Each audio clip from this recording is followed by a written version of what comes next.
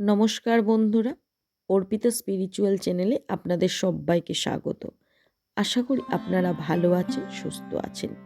বন্ধুরা, আজ হলো পৌষ মাসের শুক্লাপক্ষের পুত্রদা একাদশী।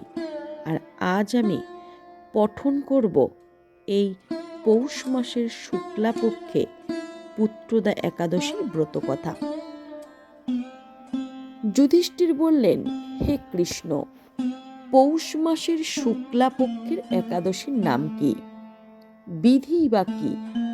কোন দেবতা এই দিনে পূজিত হন এবং আপনি কার প্রতি সন্তুষ্ট হয়ে সেই ব্রত ফল প্রদান করেছিলেন?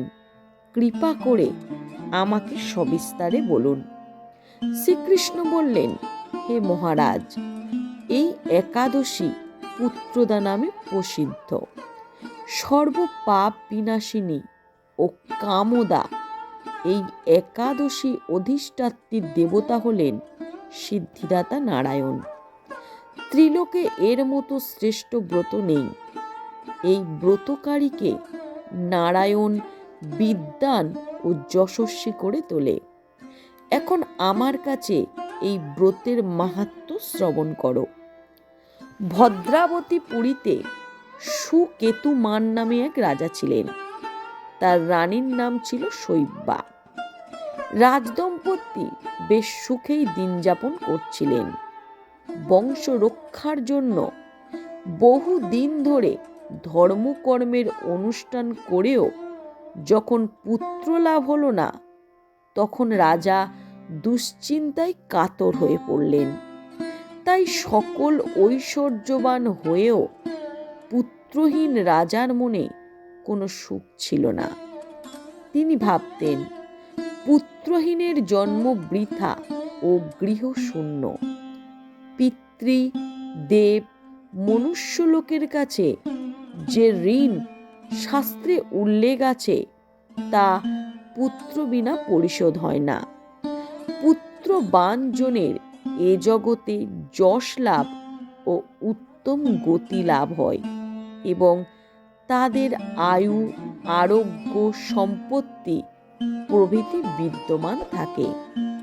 নানা দুশ্চিন্তাগ্রস্ত রাজা আত্মহত্যা করবেন বলে স্থির করলেন, কিন্তু পরে বিচার করে দেখলেন আত্মহত্যা মহাপাপ। এর ফলে কেবল দেহের বিনাশ হবে মাত্র, কিন্তু আমার পুত্রহীনতা তো দূর হবে না। তারপর একদিন রাজা নিবিড় বনে গমন করলেন। বন ভ্রমণ করতে করতে দ্বীপ্রহর অতিক্রান্ত হলে রাজা ক্ষুধা তৃষ্ণায় অত্যন্ত কাতর হলেন। এদিক ওদিক জলাধির অনুসন্ধান করতে লাগলেন। তিনি চক্রবাক, রাজহংস এবং নানা রকম মাছে পরিপূর্ণ একটি মনোরম সরোবর দেখতে পেলেন। সরোবরের কাছে মুনিদের একটি আশ্রম ছিল। তিনি সেখানে উপস্থিত হলেন। সরোবর তীরে মুনিগণ বেদ পাঠ করছিলেন। মুনিবৃন্দের শ্রীচরণে তিনি দণ্ডবৎ প্রণাম করলেন। মুনিগণ রাজাকে বললেন, হে মহারাজা, আমরা আপনার প্রতি প্রসন্ন হয়েছি। আপনার কি প্রার্থনা বলুন। রাজা বললেন, আপনারা কে এবং কি জন্যই বা এখানে সমবেত হয়েছেন? মুনিগণ বললেন, হে মহারাজ, আমরা বিশ্বদেব নামে প্রসিদ্ধ। এই সরোবরে স্নান করতে এসেছি। আজ থেকে 5 দিন পরেই মাঘ মাস আরম্ভ হবে। আজ পুত্রদা একাদশী তিথি। পুত্র দান করেই বলে এই একাদশীর নাম পুত্রদা। তাদের কথা শুনে রাজা বললেন, হে মুনিবৃন্দ, আমি অপুত্রক, তাই পুত্র কামনায় অধীর হয়ে পড়েছি। এখন আপনাদের দেখে আমার হৃদয়ে আশার সঞ্চার হয়েছে। এই দুর্ভাগা পুত্রহীনের প্রতি অনুগ্রহ করে একটি পুত্র প্রদান করুন। মুনিগণ বললেন, হে মহারাজা, আজ এই পুত্রতা একাদশী তিথি, তাই এখনই আপনি এই ব্রত পালন করুন। ভগবান শ্রীকৃষ্ণের অনুগ্রহে অবশ্যই আপনার পুত্র লাভ হবে। মুনিদের কথা শোনার পর যথাবিধানে রাজা কেবল ফল মূলাদি আহার করে সেই ব্রত অনুষ্ঠান করলেন।